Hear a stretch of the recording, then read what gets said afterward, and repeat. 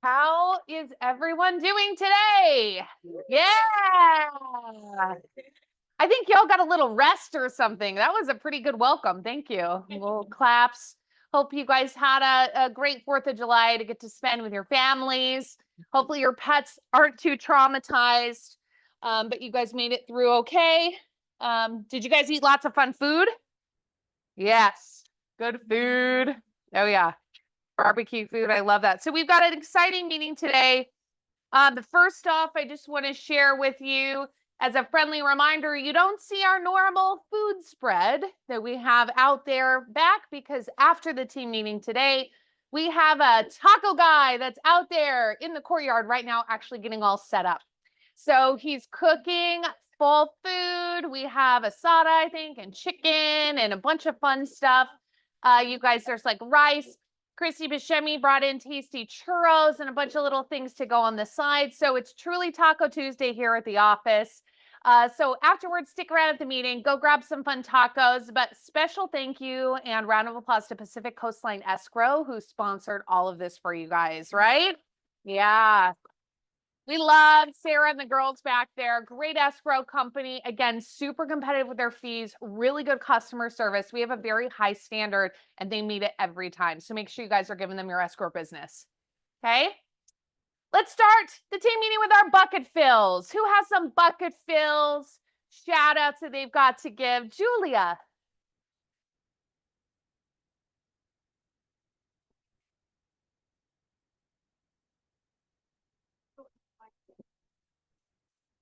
Oh, good. Shout out to Dougie and Summer. I love that. Shout out to Dougie and Summer. Who else? Who else has a bucket fill and shout out? I want to give Dinos. How many doors did you knock? Where are you? Oh, he just walked out to take a call. You guys, Dinos just walked in sweating, kind of out of breath. And he's like, I'm here for the meeting and the tacos. And he said, just knocked 250 doors. Wow. Right? So shout out to Dinos. Literally today. Today. I don't know. Didn't get that far. Let's ask him in 5 minutes when he comes back. So just shout out to Dinos. Anyone else? Shout outs? Bucket fills they've got? All right. Oh, yeah, Stefan. Shout out to Penny. So I just love talking to everyone and getting involved in their transactions because it's always a learning opportunity. So Penny was telling me yesterday about an offer she presented, and there were 3 other offers competing for this particular property, and she won. And one of the things she did was that she flirting with the guy.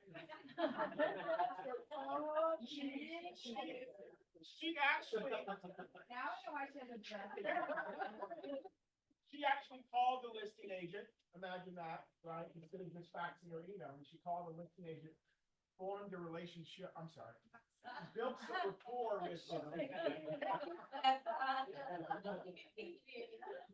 built some rapport with the agent as she presented her offer and ended up winning the transaction. So that's awesome. Awesome. Thank you. I see glass coming soon. Yeah. She loves teaching that Penny McCann. I can't hardly ever get her off of here. Great. Shout out to Penny. And again, to that session, you guys, that script and role play session, great camaraderie, great way for you to learn your fellow agents and friends and practice the conversations that are going to get you into transactions. Happens every Tuesday before the team meeting at 11. So come and stay, and you're going to have a good day of education. Anyone else? Edward. For every Tuesday morning, very, very helpful. Just started that, and thanks a lot. I love that script and role play. That's awesome. You guys, 2 great opportunities to practice those conversations. Come and participate in them. So that way you are ready and you're not practicing on your clients, right? That's the important part. Congratulations to our performers from last month here in June. You guys, big round of applause. Shout out if your name is on this list.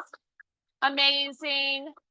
Take a look at our June top performers by top sales volume. We have Van Wigan Associates, Baton Estates, the Shannon Jones team, the Veritas Group, Dunn team, Judy Pierce, Kelly Lopes, Rachel Tabak, Fatty, Penny, Doug Shea, SoCal Warehouse, CZRE, and our rising star, Lauren Riley. Congratulations, you guys. Congrats. Great group. Meny, Yes. why don't you come on up here? Meny and James. James, come up here. Let's give it to James for a second. Let's make some noise. Yeah. Well, okay. Warm welcome. So we're gonna welcome James as our new market center administrator, and I'm gonna do this because I'm gonna do something different for you guys to get to know James. And let's see, James, have a seat over here. Which one here? Yeah, over here.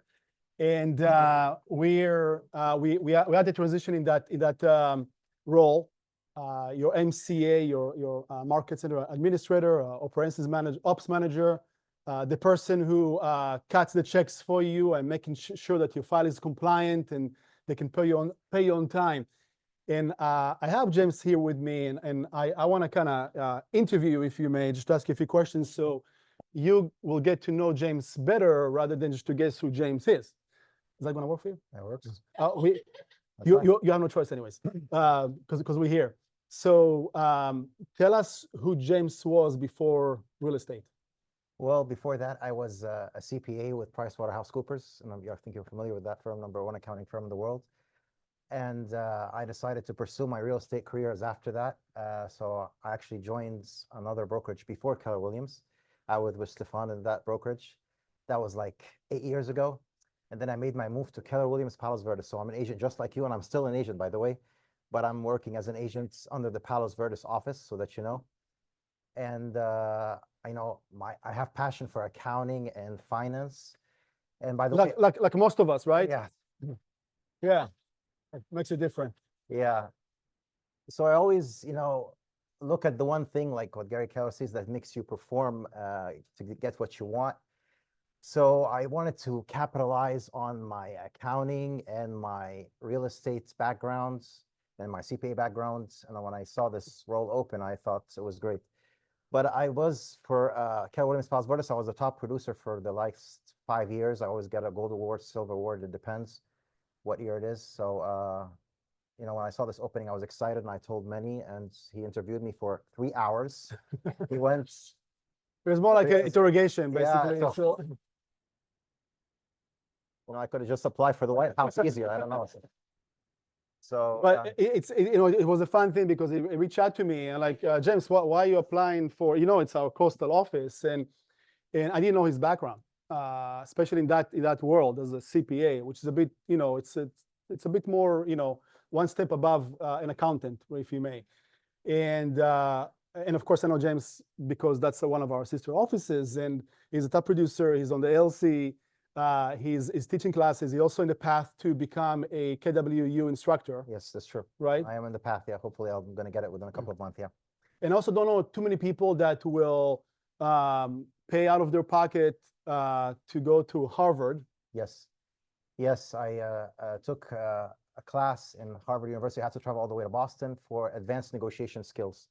I thought it would be something to add on my resume when I'm doing listing presentation to a seller. He'll make him feel more, confident that he has an expert negotiator negotiating on his behalf, whether a buyer or seller. They always want you guys to be an expert negotiator. So it's something that's good. So Yeah. So I can see another class coming up soon. but But I am going to make a class actually for that. Yeah, one of the things. It's one of the requirements. So I have to make one on command and one on negotiations, and I'm going to make one in this office maybe as one of my requirements in the path of becoming a certified Keller Williams University instructor. Yeah. And James just started with us about a week ago, so he's still in the training phase of our systems. And as you know, the good thing about that we just transition into a new system as well. Yes. That's our back-end system, so he got to learn the new stuff rather than the old stuff. Yes. So it's going to be better for you as well to once it's going to be all set. So you're going to probably see him this week, next week, in and out, because he's still going to the other offices to train for that. But it's truly a serious asset to our company. This has been a community for many, many years. And I think that this is the first, well, I know for a fact this is the first time we have someone with your skill set and also know the KW in a different level to be here to support us, support the agents. I'm very Yeah. excited about it. I'm very much learning based. I encourage you all to be learning based. You know, I also hold an MBA, Master of Business Administration, and I got a lot of designations concerning real estate. I'm a certified investor agent specialist. I'm a certified Palos Verdes specialist. I'm a certified residential specialist from the Real Estate Council. I'm also luxury home certified. And as Meny mentioned, I'm the chairman of the Luxury Homes Committee in the ALC, but back in the Palos Verdes office. So I always like to learn and get designations to enhance my learning, and I take action items to apply my learning in. And I love teaching Ignite, by the way, taught all the Ignite courses. Leslie, sign him up for Ignite. I don't know if I have time with all the loads that I'm seeing here. Oh, we're gonna find time. Yeah, and my job is to make your job easier and getting your money paid quicker, and I'll educate you on how to get your files completed quickly so that you get paid quickly, because that's what we're here for, to get paid quickly. We don't want any delays on the checks. And if you have any questions or need any kind of empowerment, I'm here for that as well, if you ever need it. Yeah. Yeah, and he's gonna sit at the front office with Dougie over there. So feel free to, welcome James, and we're also gonna have a special Taco Tuesday celebration afterwards. So James, welcome and good to have you. Thank you. Thank you so much. Thank you. Yep. James already has been introduced to Coastal because he's been hearing Summer sing for the last 3 hours at the front with her music. I know you guys love that. I know you love that. Thank you, Meny. Welcome, James. We're so excited to have you. It's been great getting to know you so far. And again, you guys, this is going to be a really exciting caliber of person that's here on our team. So let's shout out and congratulate all of our closings that we had from this last week. We have Judy Pierce, we have Bronson, Ace Estate team, Richard Chung, Tony Hong, Emma Rake. Big week for the Veritas group. Congrats, guys. The Green team, Crystal Allen, Cindy Hinderberger, the Carradine group, Michelle Harding, Baton Estates, and the Minusian group. What does that equal?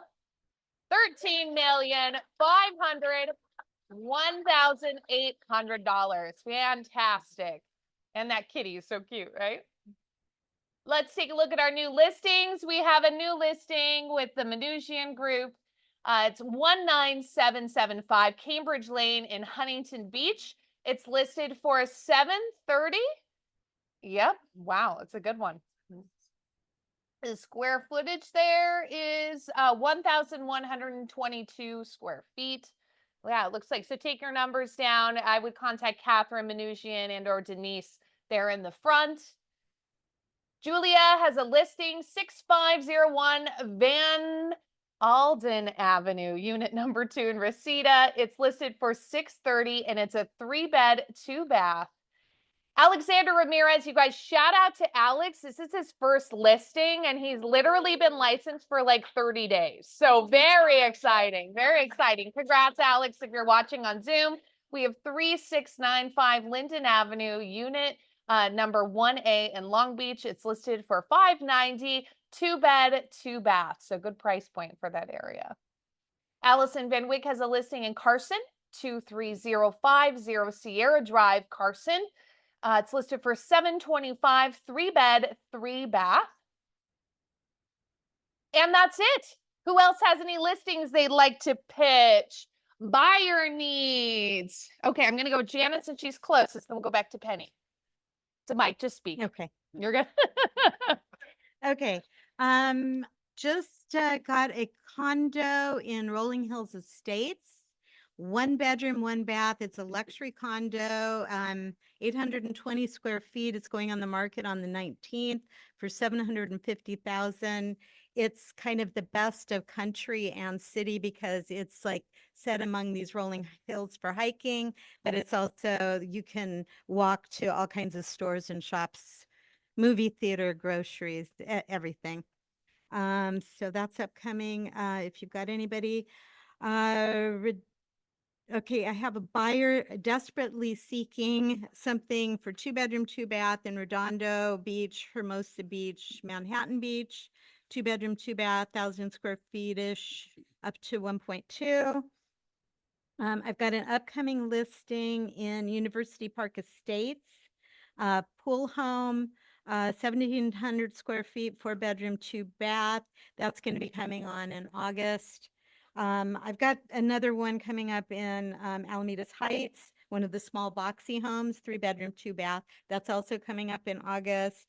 And I'm also going to be looking later in the summer for Los Alamitos, Rossmore area, kind of like around 1.2 million, kind of one of the smaller homes there. If anybody's got something upcoming, Penny. Penny. You guys, round of applause for Janet. That's how many transactions right there. Fantastic. Penny McCann, what do you have? I have my forever lease listing back on the market in Newport Heights, 445 Fullerton Avenue, 3-bedroom, 2-bath. It's vacant. It is on a and it's at 6,000 a month, ready for immediate move-in. Still working on my Altaloma listing.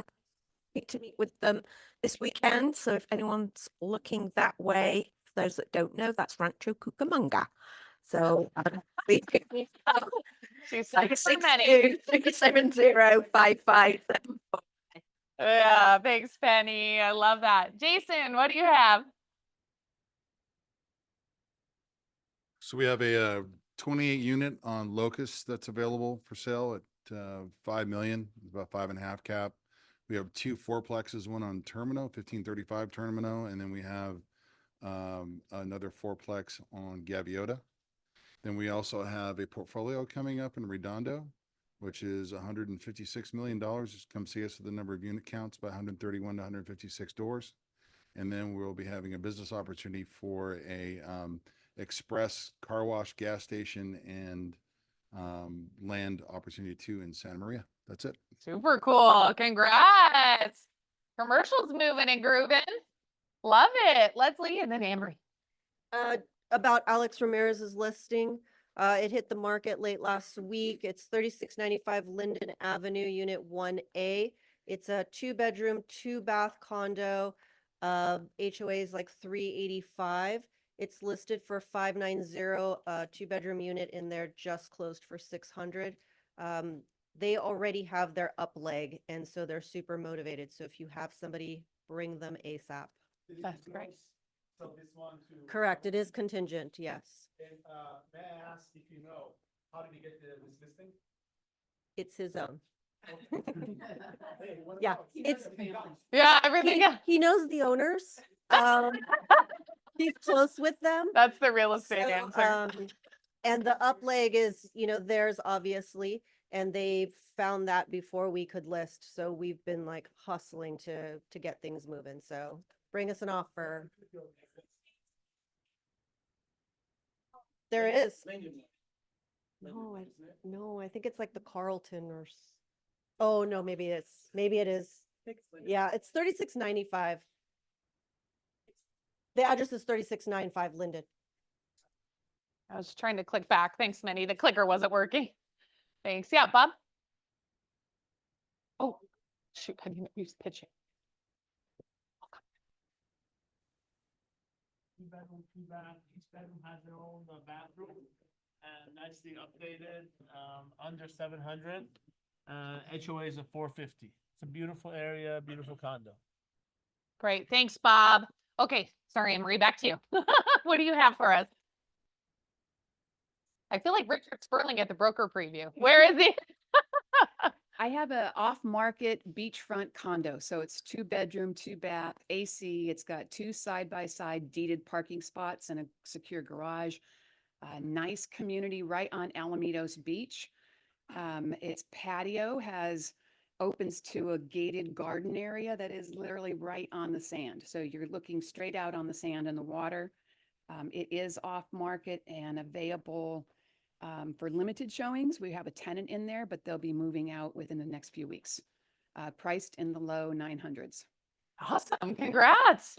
People are always asking about off market. People are always asking about off market. There you go. Hi, Halley. Okay, so I have a few listings. One of them is going to be a new build condo in Hacienda Heights. One's going to be 1709 square feet, and one for 2319 square feet.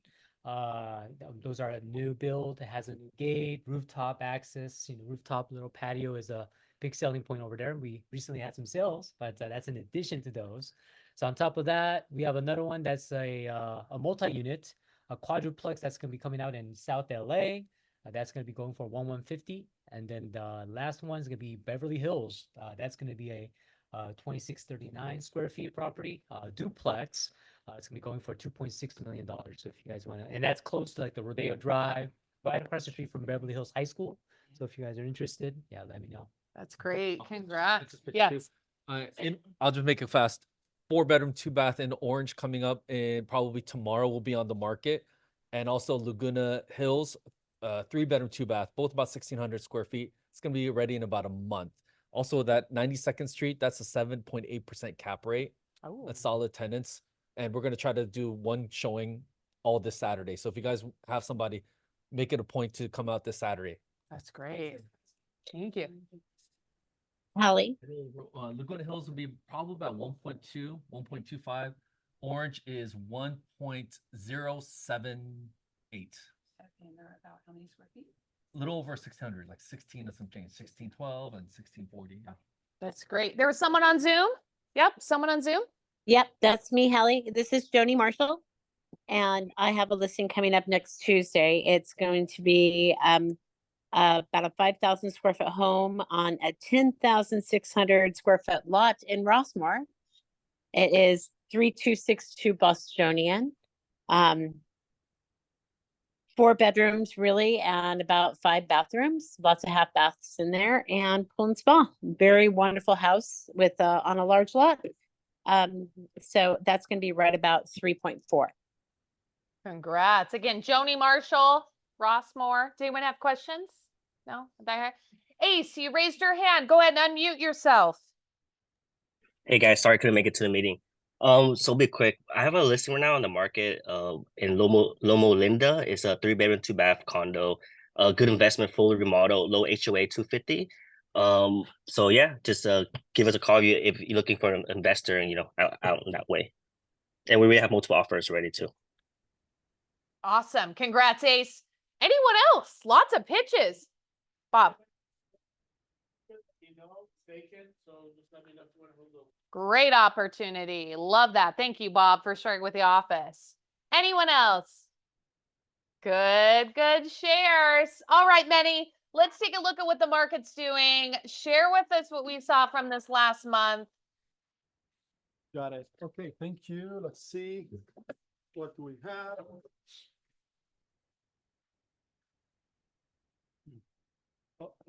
Dougie, thanks for fixing the slides for me earlier. So let's go over Long Beach, Seal Beach, and Lakewood. This is last month, June. This year goes by too fast, right? I was here just like only a few days ago talking about May. So let's see June of this year compared to June of last year. Look at the number of units. This is active real estate, right? This is both, this is median price, but this is both for single family condos and townhomes all combined together. Last June, 555 units compared to 690, almost 700 last month this year. So there's definitely a big jump and more inventory out there. When it comes to the price point, about almost 7% change, okay, increase in the median price. So right now the active in Long Beach as of June is just about 800,000. 800,000.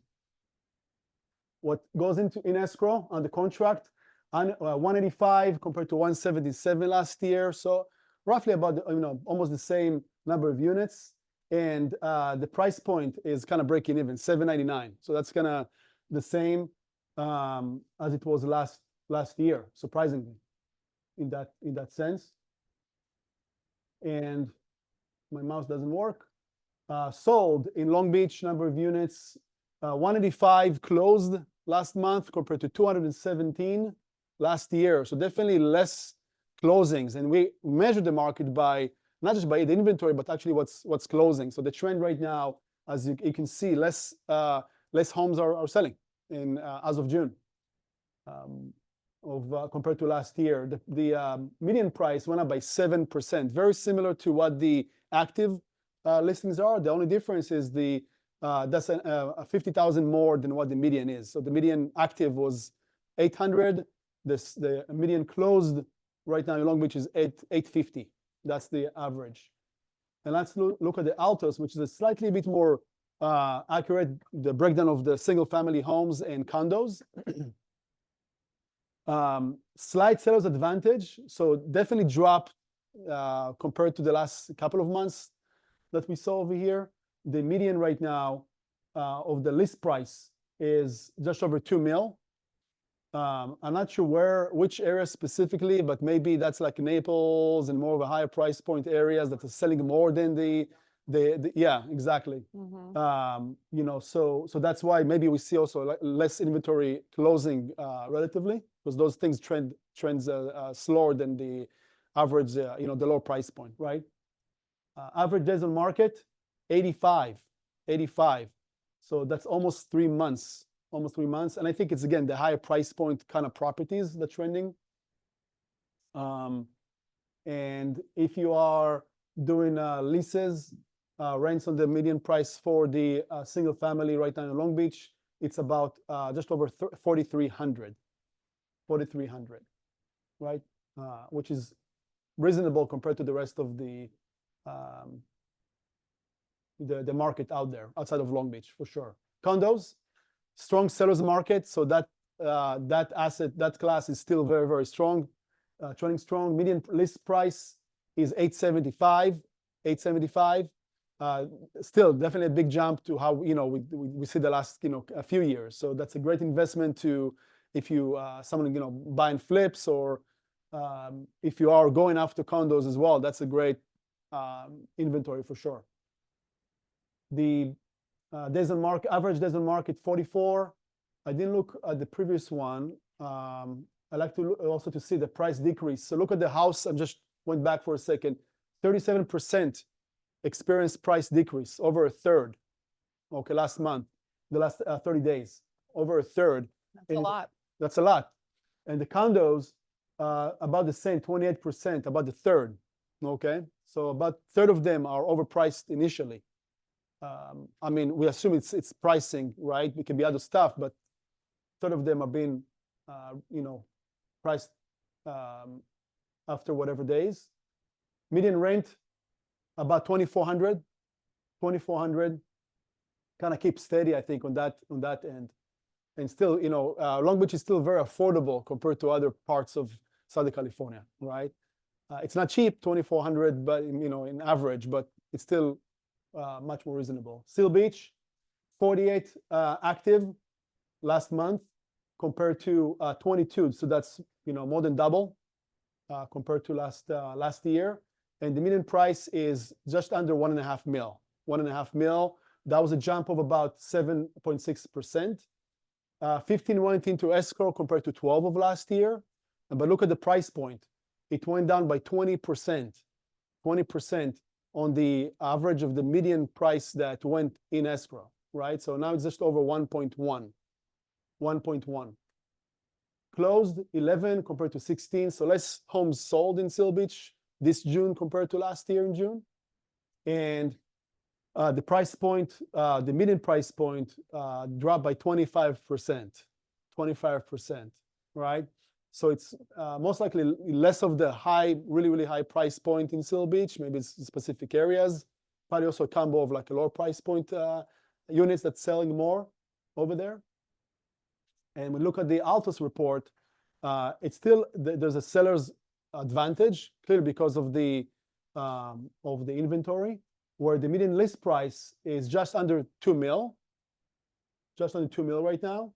And trends on a per square foot cost of $957. Average days on market 73, so it's moves slightly faster than Long Beach itself, which usually is the opposite in Seal Beach. And 36%, again, over a third, experience price decrease, right? And it can be like price correction or price decrease at the same. Inventory 25 overall. Median rent 5,000, and that's for the single family. Condos in Seal Beach, strong sellers market, 600,000 median list price, where average days on market 30 days, so they're moving fast over there.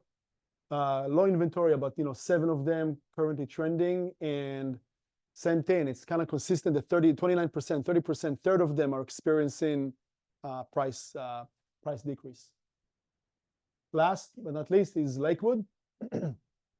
Look at the numbers over there. Very, very strong, still solid market. 98 active listings last month came on market compared to 92 in June of last year, where the median price increased by about 9.4%. So currently the active is 875. 40 went in escrow, same number of units as last year in Lakewood, June year over year. And it's about 5.4% price increase. So 840 is the median price that goes into escrow. 38, so almost the same, 38, 45, slightly less homes sold this year compared to last year, where the median went up by 3%. 3%, very close to the trend line of 4%. So this is like a beautiful market, healthy market, steady market. If you're transacting that area, keep doing more of, double down on what you do right now, right? To get more market share. If you have buyers, look into Lakewood as well. It's moving fast. Altus says that it's a very strong seller's market.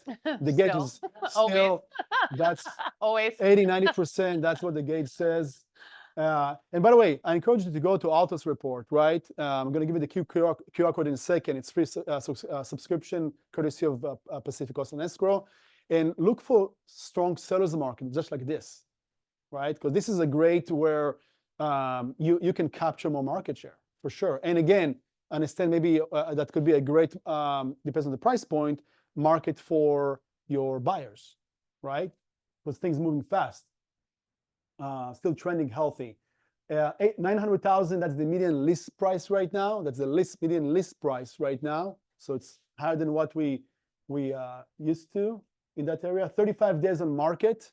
That's moving fast. That's a very healthy trend over there.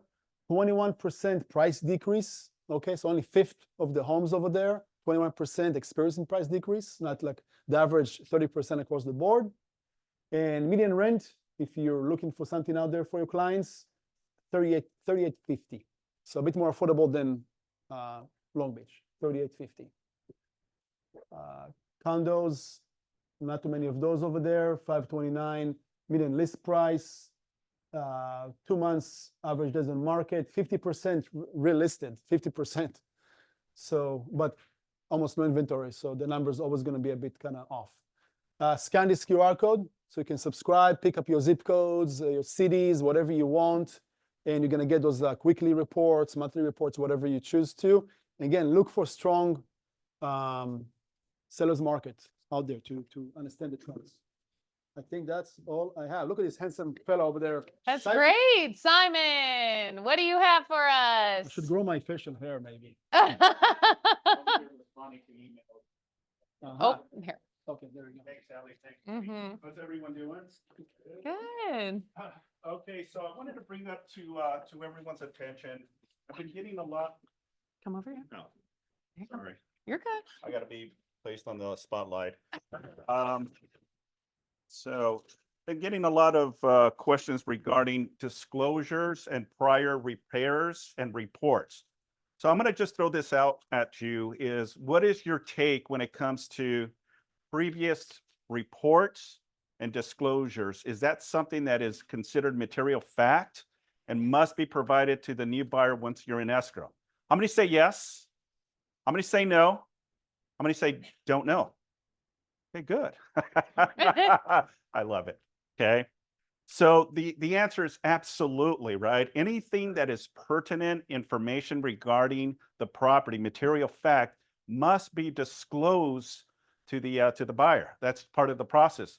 Now, what form must a seller provide as disclosure?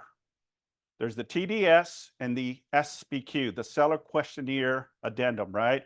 The seller questionnaire addendum provides a lot of information regarding the property, including any additional reports, any modifications done to the property. Now, the question that I have for you is, we addressed the fact that, you know, if you have a previous report, let's say that you're in escrow, right? And the deal falls out of escrow. But during the buyer's due diligence period, they provide the seller with reports. And they're asking, for a request of repairs, right? And ultimately the seller says, no, the property's being sold and is as is, but the listing agent and the seller now have these reports. As part of the process, when they now reactivate and put the property back on the market and now find a new buyer now in escrow, those reports is provided as part of the as the seller's disclosures to the new buyer. Is that a yes? Absolutely. Yes, yes, yes. Now, a lot of these reports also have protection that protects the home inspection companies, sewer inspection reports, right? That say that these reports are provided just to the person that actually purchased, right? Now that's a disclaimer that protects the inspection company or the suing company, but it still has to be provided as part of material facts, because anything related to the property, right, if known or not known, must be now part of that process. Because the problem that we see is buyers move into the property, and ultimately, what is the first thing? That was not disclosed by the seller, right? And they start putting things in their head, and they immediately reach out to the buyer's agent. And then what happens?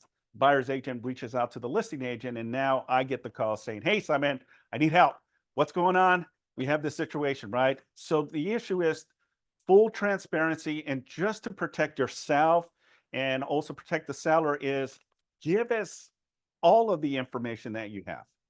All right, everything. Now, the question that I get to, what if it's a report that the seller has had for a very long time, but it's been corrected, right? Well, is it significant enough that you believe that is a question of material fact? I would say, yeah, it's been corrected, right? But I would say, yes, Mr. and Mrs. Seller, please put that as part of the process on the seller on the SPQ, stating the fact that there was an issue, but it was corrected. And if any invoices or reports that are related to that, provided as a safe haven. Because the more information that you give to the buyer, the more peace of mind that that's not going to come back to you to haunt you or your seller. Make sense? Okay. How long do you think real estate agents must retain documentation? Okay. Ooh, a lot of mixed answers there. Okay. How many say 3 years? Okay. How many say 5 years? How many say 7 years? Okay. The answer per DRE is 3 years. Okay.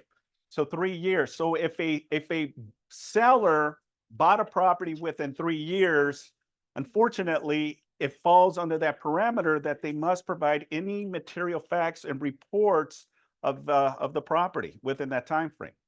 After that, it's if they have it and if it's a significant concern, then it's always best to disclose. Does that make sense? Any thoughts, questions regarding that? Yes.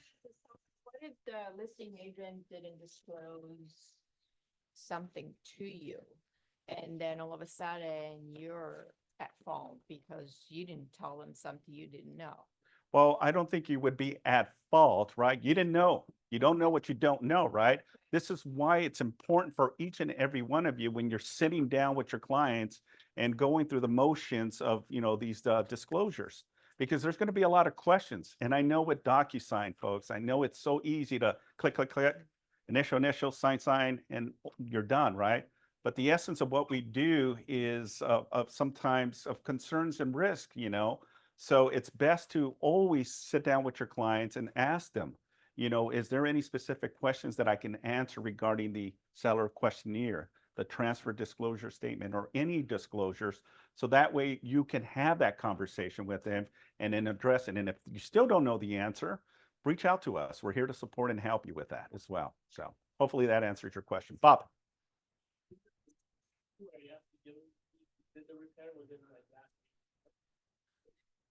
So repeat the question so people on Zoom can hear. So the question is, if any reports that were done.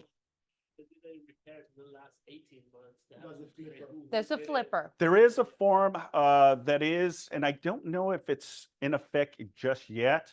This is the second time I get that question brought to my attention. But yes, moving forward, there is going to be a form that if you are working with an investor that has worked with a handyman, a contractor, you have to provide all of that information, contact information, email, any reports whatsoever, invoices as well when it comes to flip properties. And that's if they sell less than 2 years, That is correct? correct. Less Yeah. than 2 years. Less than 2 Okay. years. Simon, I've got a question because someone asked this the other day. Yeah. If my buyer bought the house and then 3 years later turns around and sells the house, and when they bought it, they had an inspection, do they need to provide them the inspection they had when they bought the house? What do you think? Yes. So there you go. The answer is yeah, absolutely. Remember, the more information you can provide the buyer, the better you're at being in a good position. That's just my take on it. But yeah, to be in compliance, yes, the answer is yes. Good one. Someone, Cindy, did you have a question?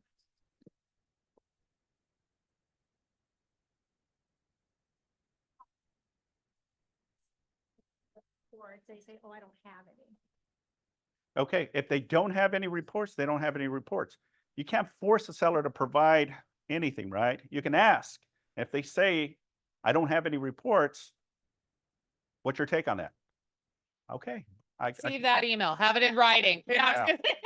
Get it in writing, right? But I would even ask, Cindy, I would just go deep into that conversation. Is there any emails that you may have that report, a PDF that maybe is hidden in one of your folders? I think you want to be proactive because if this comes back, you can at least say that you engage in that conversation in that's right. Yeah. That's right. Yeah. Yeah, absolutely. Any Anyone other else? questions? Yes, sir. James. So just like a question about the home inspection, assuming I help a client buy a home, so I get the TDS and the SPQ from the listing agent, and then later on that client wants to sell the home a few years later. Am I required to disclose to the new buyer the old TDS and old No. SPQ? No, not a Question. TDS or SPQ, because the seller is going to provide a new TDS and SPQ with information. But if there's anything relevant that may be a concern, they can add that to the new SPQ and TDS form. Like, for example, they upgraded the bathroom without permit, for example. That's Yeah. the old one. Right. So does the new, tell them any upgrades in his period, so what would happen in this case? So if the seller did, if they did modifications or did not, Seller, not. Yeah. But seller before him did modifications without permits. I would say that's relevant information because remember, a buyer has a period to do what? Their due diligence, right? Do any and all investigations of the properties. They may go to the city, investigate if there was any permits pulled, right?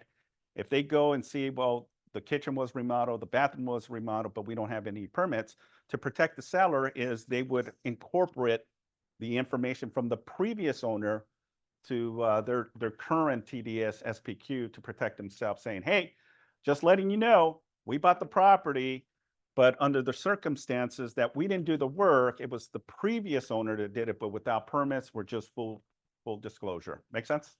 Good Yeah. one. Any other questions? Someone else in the back? I thought I saw someone Again, raise as their a hand. good rule of thumb, if you have questions about what should or shouldn't be disclosed, reach out to us. Yep. We're here to help support you. Awesome. Okay. All right. That's all I Thank you, have. Simon. Thank you.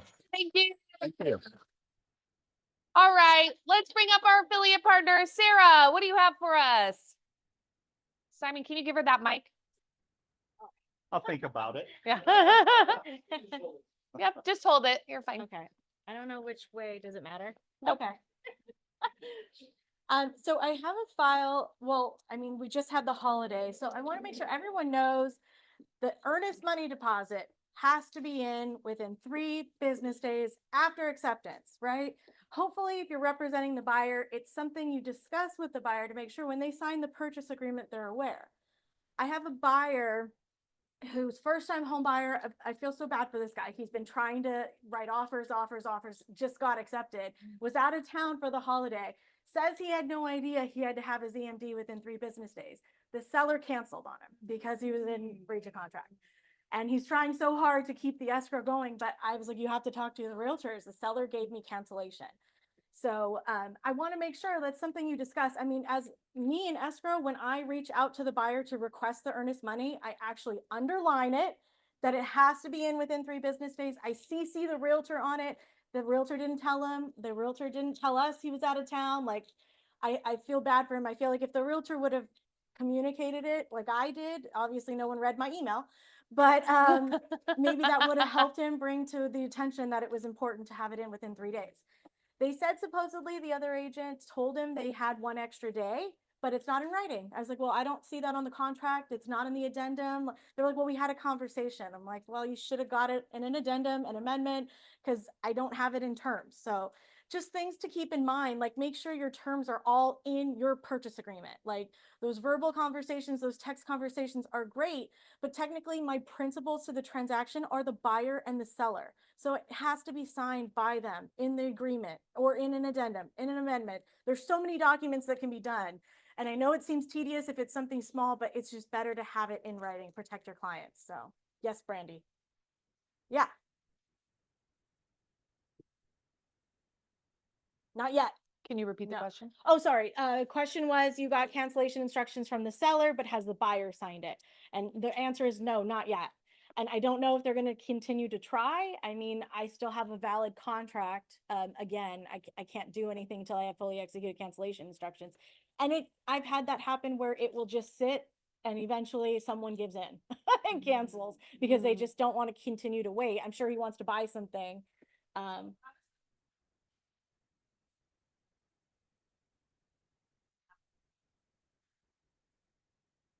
So the buyer verified wire instructions with me yesterday. They called again to verify wire instructions again this morning, but I let them know like, hey, if you send me money, it's going to stay in escrow until I get cancellation instructions. So you're welcome to still send it. But again, the seller has requested cancellation. They're not moving forward. So if you send it, it's stuck in escrow until I get a buyer signed cancellation with the seller. Yes, Julie. No, because technically the sellers or the buyers in breach of contract. I mean, they're in breach, they can cancel because they have not proceeded with with what they have. I mean, it's good practice. If you're willing to give them another 48 hours, you can. Notice to perform, demand to close, you can do those documents, but the buyer has already not met a contingency period, already not met their deadline, so you can cancel.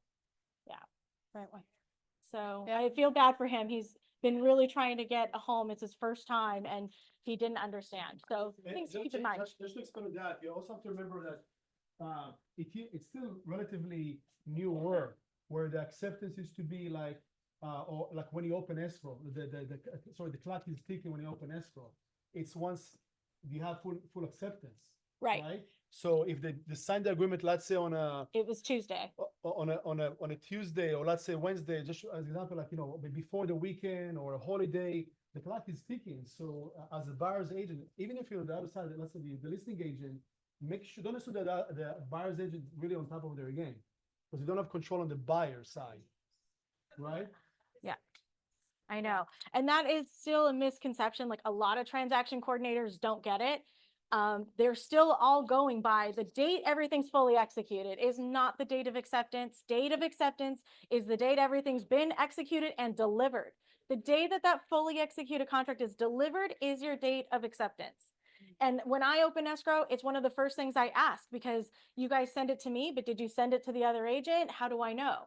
And in order for me to complete RPA page 16 that says who advised escrow of the acceptance date, I need an answer. So I usually put agent, realtor, I need someone to give me the confirmation so I can complete my job. So something to keep in mind, make sure you guys are all doing, hopefully. Right. Thank you. Yeah, thank you, Sarah. I think that horror story is a nice story to repeat to our buyers. Right. Good story to repeat to the buyers. Tell, like, one of the agents in our office, sadly, their buyer was they lost the opportunity to buy the house of their dreams because they didn't get the earnest money deposit in on time. Right. You know, let's not make that mistake.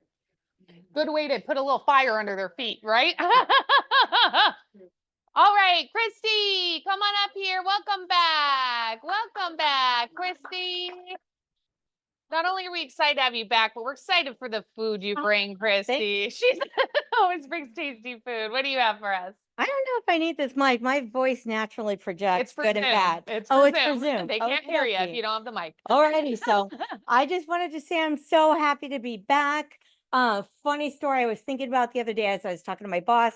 My mom every year on my birthday used to ask me, Christy, what do you want to do when you grow up? I used to tell her, Mom, I want to be a pop star. And she would laugh at me every year. And finally one year I said, Mom, why do you keep on asking me this? I want to be a pop star. She goes, do you know why I'm asking you this, Christina? I said, no, I don't. She says, you can't sing.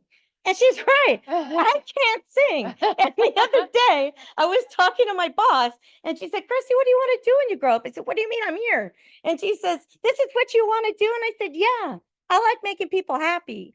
And I think that growing up, that was my only goal growing up, is I just wanted to make people happy. And doing this business, while there are many obstacles, I get to make people happy, right? So when you're looking at page 3 of the RPA and you're filling it out, please remember that what company you choose matters. They have call centers that are no longer in the US. There are very big differences between the companies. Then it used to be so. We used to all run like this, right?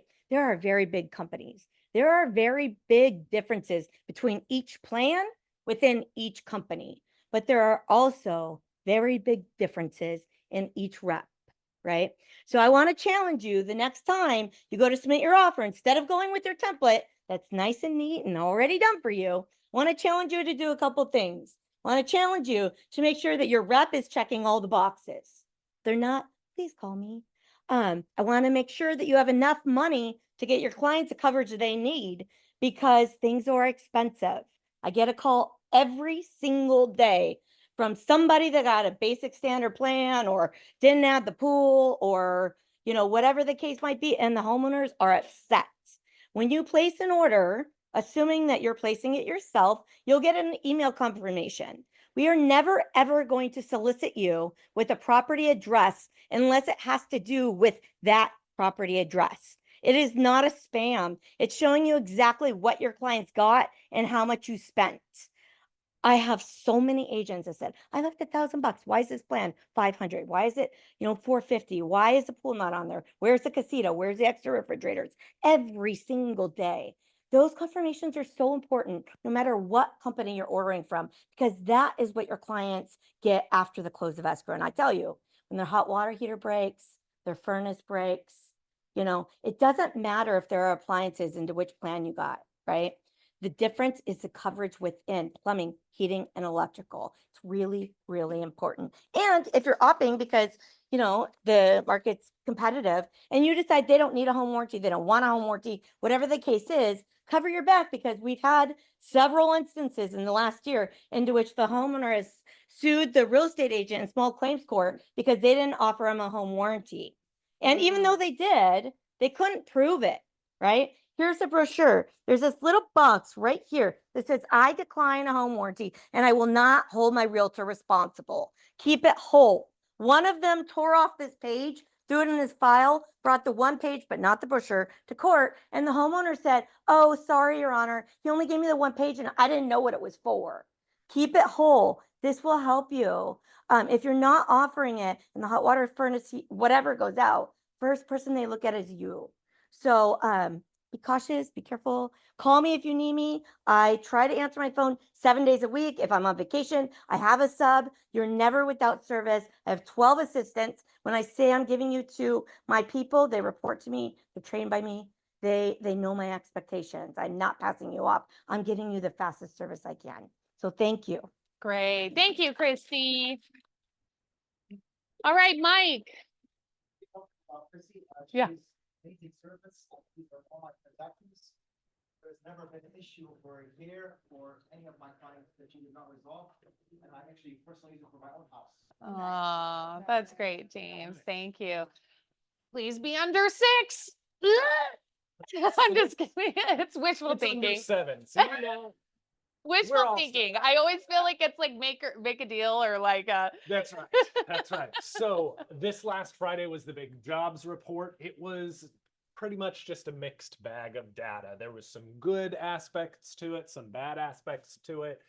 Without boring you with all the numbers and the details about it, at the end of the day, it actually improved interest rates a little bit. So we're happy about that. But the next big market mover is going to be this coming Thursday, and that's the next CPI inflation report. So we're all very excited about that. I don't know if you guys have noticed this or not, but I've been noticing marketers and advertisers starting to show more deals and sales and prices coming down. So it tells me, you know, just as an average consumer, it looks like inflation is going in the direction we want it to go in. And remember, as inflation comes down and it's confirmed by those economic reports, that will be what brings interest rates down well ahead of what the Fed funds rate is. Because the Fed doesn't control mortgage rates. They will fall before the Fed adjusts. So last thing I want to say real quick, just on the whole EMD topic, cross qualifications are super important. Right now, as you know, the market as a whole, we have a little bit more inventory out there. We have a little bit more market time. And so when you do get an offer, you want to make sure that that offer is actually going to close. So Alex and I do cross qualifications for the agents that we work with and the agents that we hope to work with as well. It's so important, specifically on the EMD topic, when we used to have our script practice and role play classes. One of the best questions you can ask a loan officer, even if you're just a listing agent asking the buyer's agent or loan officer, is whether or not they have enough liquid funds for the earnest money deposit, because it has to be in so quick. So a few months ago, I did a cross qualification and I saw the client had plenty of money in their retirement account and they were doing a loan against it to be able to close for the loan. Everything was totally fine, but that actually takes more than 3 days. So I just let the listing agent know, say, hey, you should write in the contract, you should give them a few more days for that earnest money deposit, just so that everybody's on the same page. It's really amazing how smooth transactions can go if everybody is just aware of things and actually communicates everything. So that's just my little tidbit on that. And that's it. Okay, thank you, Mike. Yeah. One of these days we're gonna click it and we're gonna see under 6. I just know it. I can just sense it. I know Alex and Mike are waiting for it. Let's take a look at our training and events. You guys, it's still not too late to join us for Bold. You can still join us this week. It's happening. Just a reminder of all you Boldies, your schedule. We're back on track this Thursday. I'd love to see you over in the San Pedro area. We're having a great time together. Our lead gen workshop on Zoom. So John is doing this today from 2 to 3, and he's going to be going over how to lead gen through command. So if you have questions about how to run targeted lead generation ads, how do you tag triggers when they come into your actual system, so that way they're automatically starting on a drip campaign, join John on Zoom today from 2 to 3, or you can drive over to RPV if you want, but definitely hop on Zoom because this is a wonderful feature, even if you're not using Command as your main CRM, because of the deal that Gary worked out with Google and Facebook and all of those ad running companies. You can run ads much less than you can directly on their platform. So join him today from 2 to 3 on Zoom. We have our Command Tech with Dougie that he's doing. We have our automate your emails and texts with ease using smart plans in Command. That's happening on the 10th. And then the week after that is going to be send your clients neighborhood updates from Command, and they're beautiful emails. Simon's teaching a contracts class. Be careful what you write and say. It may come back to you.